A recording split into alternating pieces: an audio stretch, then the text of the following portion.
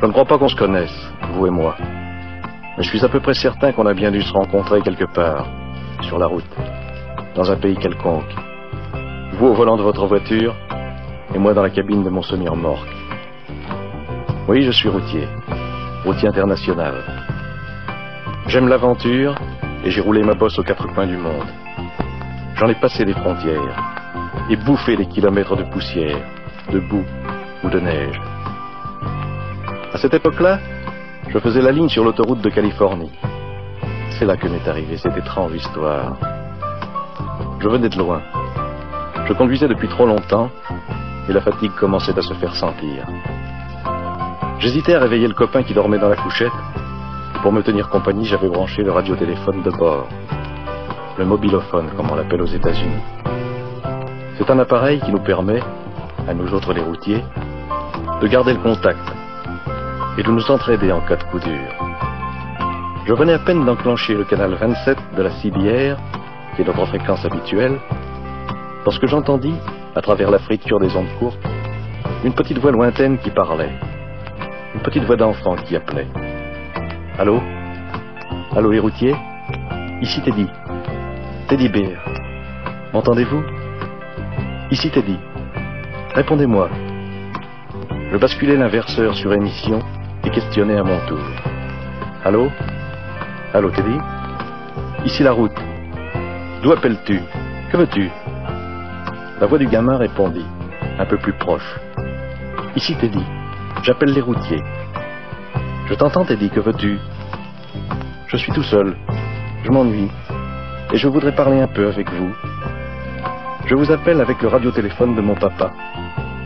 Cet été, nous avons eu un très grave accident. Et je suis toujours dans mon lit.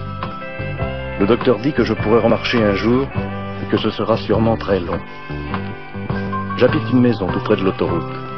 Je suis souvent seul le soir, car maman est serveuse dans un motel pour nous faire vivre. J'ai perdu mon papa dans l'accident qui a détruit son camion et qui m'a cloué au lit. Il m'emmenait de temps en temps pour des petites courses. Et maintenant, il ne vient plus jamais de routier par ici. Alors j'essaie de vous accrocher, avec le radiotéléphone qui nous reste, pour vous parler un petit peu, quand vous passez sur l'autoroute. Je ne suis pas une fillette, mais il me sembla soudain que mes yeux se brouillaient, et que j'y voyais moins bien. J'arrêtai le moteur, au premier embranchement venu, et je sortis ma carte. Dis-moi, Teddy, où habites-tu exactement?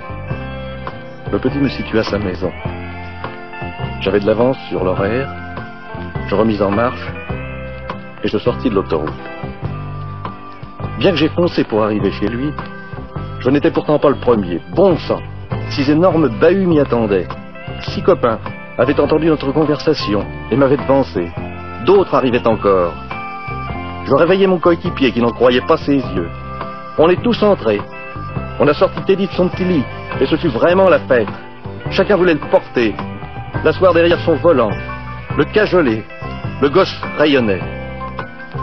On lui donna un tas de bricoles qu'on avait dans nos cabines, et puis il fallut bien penser à repartir. Je le remis dans son lit, après l'avoir embrassé une dernière fois. Je grimpai sur mon siège, et je tirai le démarreur. J'ai vu plus d'un dur qui détournait la tête. On lui promit que chaque fois qu'on passerait sur l'autoroute, on klaxonnerait d'une certaine manière pour qu'il nous entende. On se quitta enfin. Je n'avais pas fait 3 kilomètres que le mobilophone crépitait à nouveau. C'était une autre voix, une voix émue de femme. Et elle disait « Allô, les routiers? Ici la maman de Teddy. Merci les gars. Vous êtes de braves types. Bonne route. Et que Dieu vous protège. » Je n'ai pas pu répondre un seul mot.